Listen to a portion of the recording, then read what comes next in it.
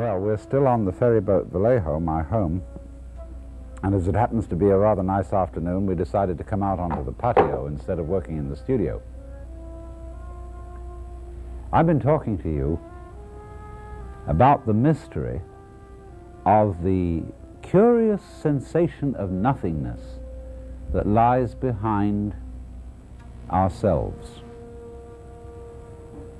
First of all, I gave you the illustration of the blank space behind the eyes, about the silence out of which all sound comes, and about empty space out of which all the stars appear. And you'll remember that in the last talk, I likened this curious emptiness behind everything, to God, an imageless, non-idolatrous God of which we can have no conception at all. And I've also pointed out that basically, when you really get down to it, that emptiness is yourself. Now, it sounds very odd in our civilization to say, therefore, I am God, or for that matter, you are God. But you will remember, of course, that this exactly is what Jesus Christ felt. And he was crucified for it because in his culture, God was conceived as the royal monarch of the universe.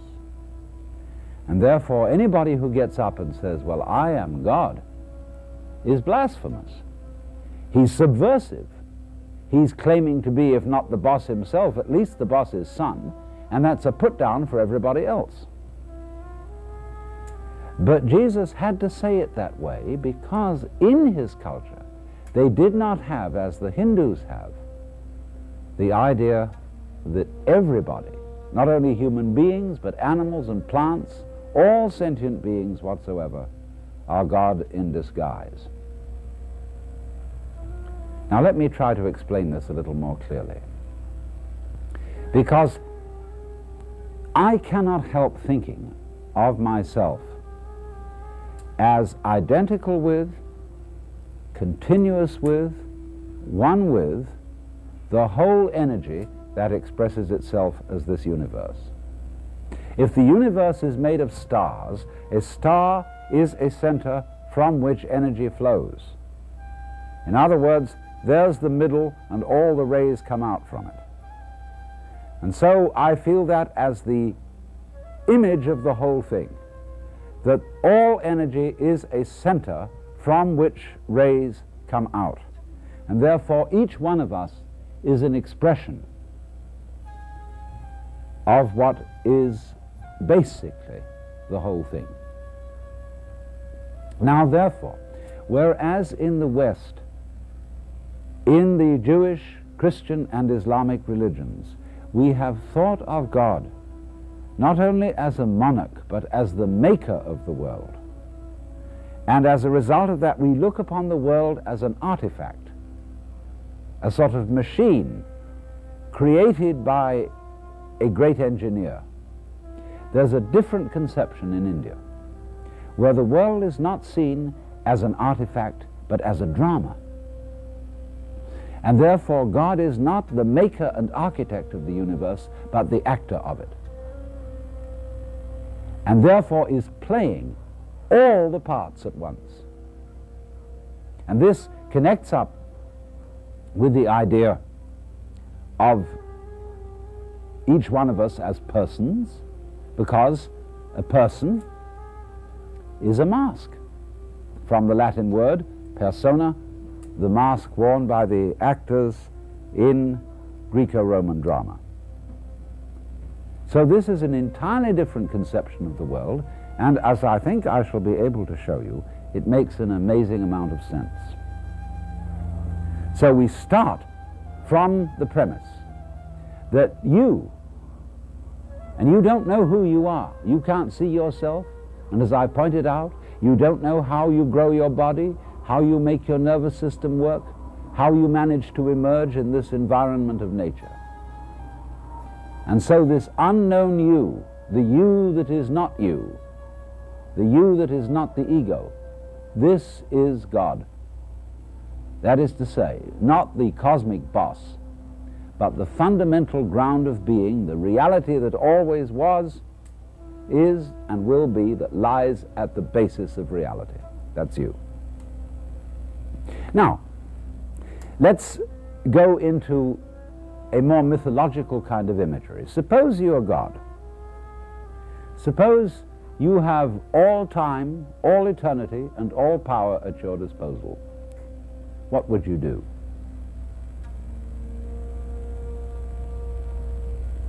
I believe you'd say to yourself after a while, man, get lost. It's like asking another question, which is, supposing you were given the power to dream any dream you wanted to dream every night. Naturally, you could dream any span of time. You could dream 75 years of time in one night, 100 years of time in one night, 1,000 years of time in one night. And it could be anything you wanted. You make up your mind before you went to sleep, tonight I'm going to dream of so-and-so. Well, naturally, you would start out by fulfilling all your wishes. You would have all the pleasures you could imagine, the most marvelous meals, the most entrancing love affairs, the most romantic journeys. You could listen to music such as no mortal has heard and see landscapes beyond our wildest dreams. And for several nights, oh, maybe for a whole month of nights, you would go on that way, having a wonderful time. But then after a while you'd begin to think, well, I've seen quite a bit. Let's spice it up. Let's have a little adventure. And therefore you would dream of yourself being threatened by all sorts of dangers. You would rescue princesses from dragons. You would perhaps engage in notable battles. You would be a hero. And then as time went on, you would dare yourself to do more and more outrageous things.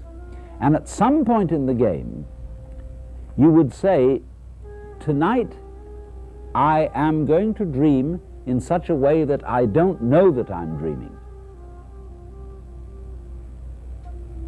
So that you would take the experience of the dream for complete reality. And what a shock when you woke up. And you really scare yourself. And then on successive nights you might dare yourself to experience the most extraordinary things just for the contrast when you woke up. You could, for example, dream yourself in situations of extreme poverty, disease, agony. You could, as it were, work on the vibration of suffering to its most intense point, and then suddenly, whoop, wake up and find it was after all nothing but a dream and everything perfectly okay. And you would say, wow, man, that was a gas. Well, how do you know that that's not what you're doing already?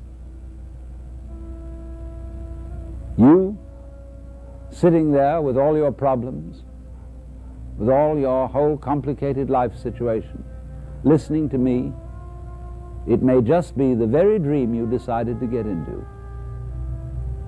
If you like it, crazy. If you don't like it, what fun it'll be when you wake up. Do you see, this is the essence of drama. In drama, all the people who come there know it's only a play. The proscenium arch, the cinema screen tells us, well, this is an illusion. It is not for real. But the actors are trying to give us the sensation that it is for real. In other words, they are going to act their parts so convincingly that they're going to have us sitting on the edge of our seats in anxiety. They're going to make us laugh. They're going to make us cry. They're going to make us feel horror. Even though we know in the back of our minds, even though we have what in German is called a Hintergedanke, which is the thought way, way, way in the back of your mind that you're hardly aware of, but you really know all the time. In the theater, we have a Hintergedanke that it's only a play. But the mastery of the actor is that he is going to try almost to convince us that it's real.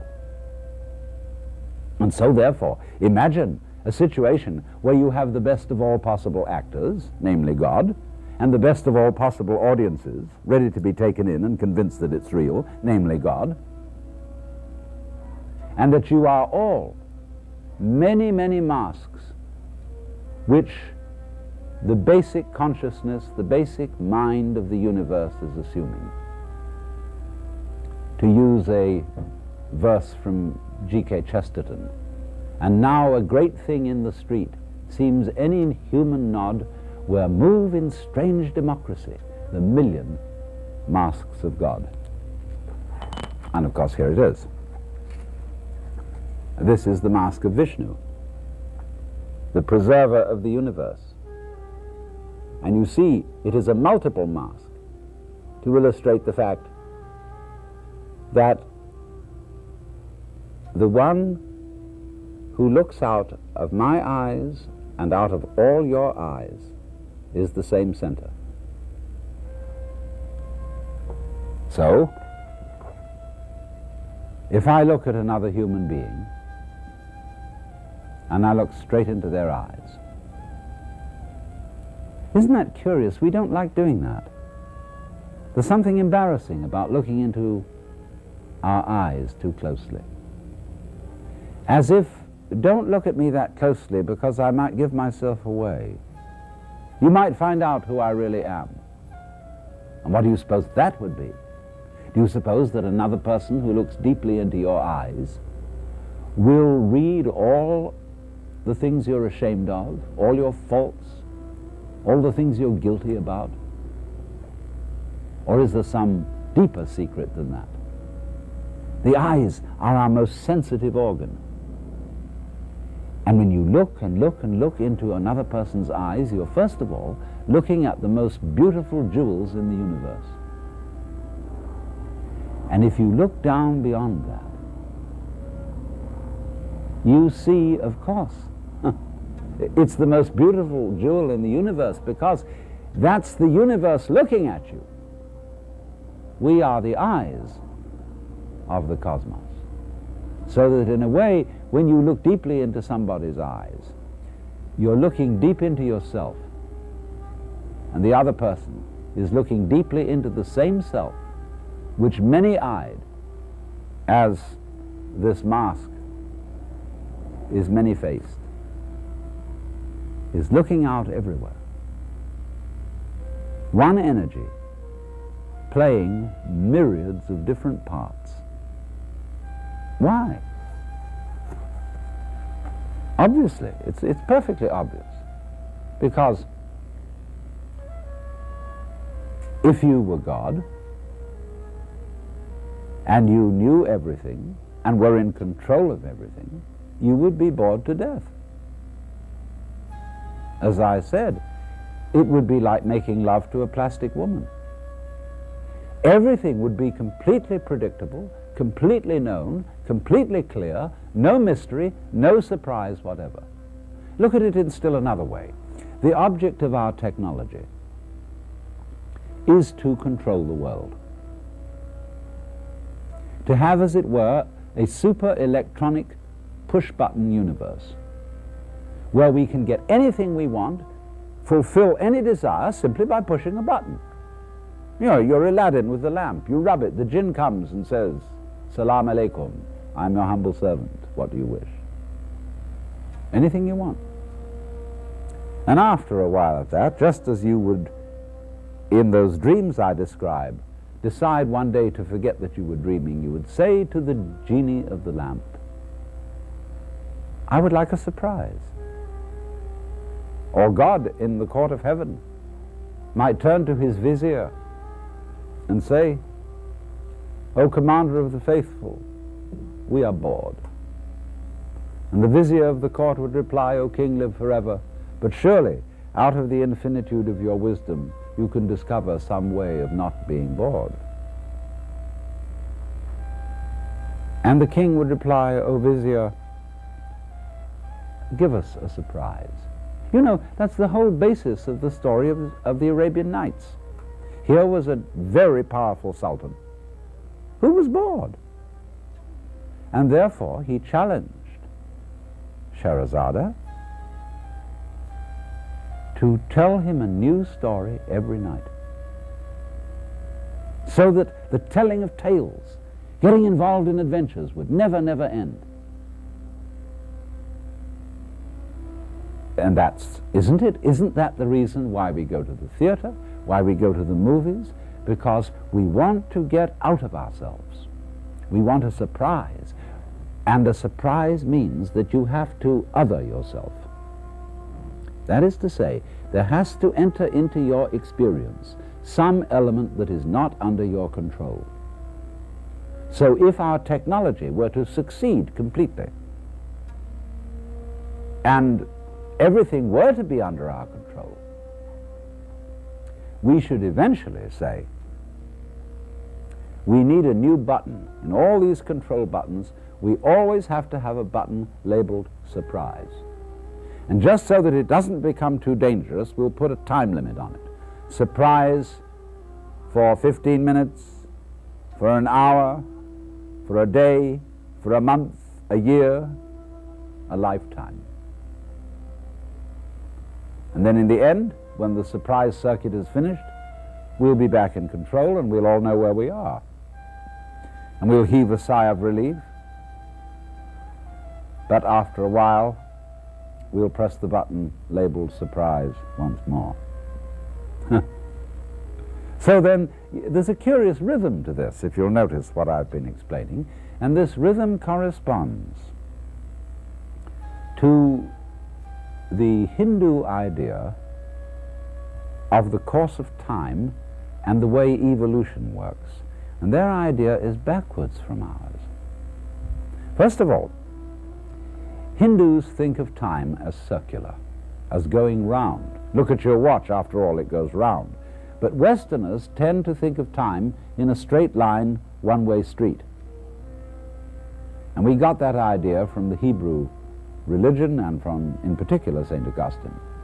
The idea that there is a time of creation, then a course of history which leads up to a final eschatological catastrophe, the end of the world, and after that the judgment, in which all things will be put to right, all questions answered, and justice dealt out to everyone according to his merits. And that'll be that. Thereafter the universe will be in a way static. There will be the eternally saved and the eternally damned.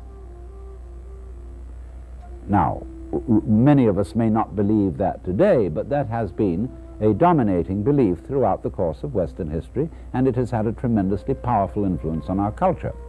But the Hindus think of the world as going round and round and round for always and always, in a rhythm. And they calculate the rounds in periods that in Sanskrit are called kalpas, K-A-L-P-A, and each kalpa lasts for 4,320,000 years. And so a kalpa is the period, or manvantara, during which the world as we know it is manifested. And it is followed by a period, also a kalpa long, 4,320,000 years, which is called pralaya. And this means when the world is not manifested anymore. And these are the days and nights of Brahma, the Godhead. During the manvantara, when the world is manifested, Brahma is asleep, dreaming that he is all us and everything that's going on. And during the pralaya, which is his day, he's awake and knows himself or itself, because it's beyond sex or anything like that, for who and what he, she, it is. And then, once again, press button surprise. And as in the course of our dreaming, we would very naturally dream the most pleasant and rapturous dreams first, and then get more adventurous and experience and explore the hot dimensions of experience. So in the same way, the Hindus think of a kalpa, of the manifested universe, of the Manvantara, as divided into 4 periods. And these 4 periods are of different length. The first is the longest, and the last the shortest. And they are named in accordance with the throws in the Hindu game of dice. There are 4 throws. The throw of 4, the throw of 3, the throw of 2, the throw of 1. The throw of 4 is always the best throw, like the 6 in our game, and the throw of 1 the worst throw. Now therefore, the first throw is called Krita. And the epoch, the long, long period for which this throw lasts is called a yuga. So we'll translate yuga an epoch, and we'll translate kalpa an eon. Now, the word Krita means done, as when we say well done. And that is a period of the world's existence that we call the golden age, when everything is perfect, done to perfection. When it comes to an end, we get Treta Yuga. That means the throw of 3. And in this period of manifestation, something is a little off. In other words, there's an element of the uncertain, an element of insecurity, an element of adventure in things. It's like, you know, a 3-legged stool is not as secure as a 4-legged one. You're a little bit more liable to be thrown off balance. That lasts for a very long time too, but then we get next what is called Dvapara Yuga. Dva, that means 2. And in this period, the good and the bad, the pleasurable and the painful are equally balanced. But then finally, in the end, there comes Kali Yuga. And this means Kali, the worst throw, the throw of 1, and this lasts for the shortest time. And this is the period of manifestation in which the unpleasurable, painful, diabolical principle finally takes over. But notice that it has the shortest innings. In other words, if you add up the periods of years which they assign to all the different yugas, you will see that the bad principle only has the stage for about 1/3 of the time. And at the end of the Kali Yuga, the myth goes on to say that the great destroyer of the worlds, God manifested as the destructive principle, Shiva, does a dance called the Tandava, and he appears blue-bodied with 10 arms, with lightning and fire appearing from every pore in his skin, and does a dance in which the universe is finally destroyed. There is that moment of cosmic death, which is, nevertheless, the waking up of Brahma, the creator. For as Shiva turns round and walks off the stage, seen from behind, he is Brahma, the creator, the beginning of it all again. And Vishnu, whose mask I have been showing you, is the preserver, that is to say, the going on of it all. The whole state of the Godhead being manifested as many, many faces. So, do you see that this is a philosophy of the role of evil in life, which is in a way rational and merciful? You see, if we thought God is playing with the world, He has created it for His pleasure, and He has created all these other beings than Himself, and they go through the most horrible torments. You know, terminal cancer, children being burned with napalm, concentration camps, the Inquisition, the horrors that human beings go through.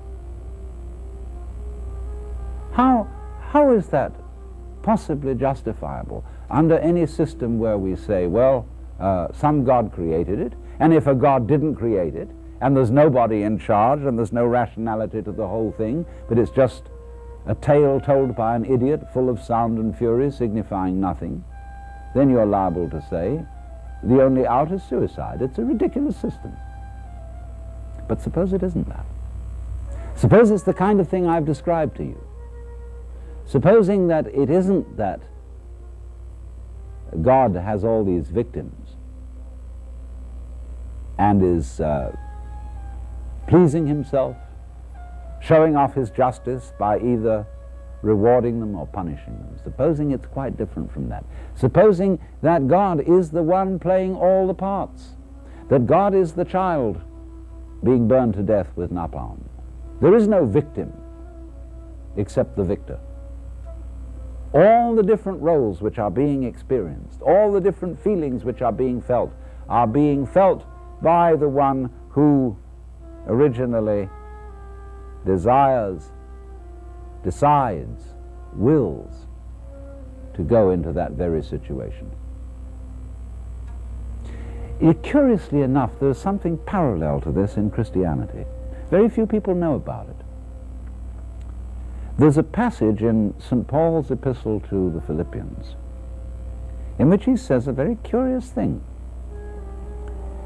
He says, "Let this mind be in you, which was also in Christ Jesus, who, being in the form of God, did not think identity with God a thing to be clung to, but humbled himself, and made himself of no reputation, and was found in fashion as a man, and became obedient to death, even to the death of the cross."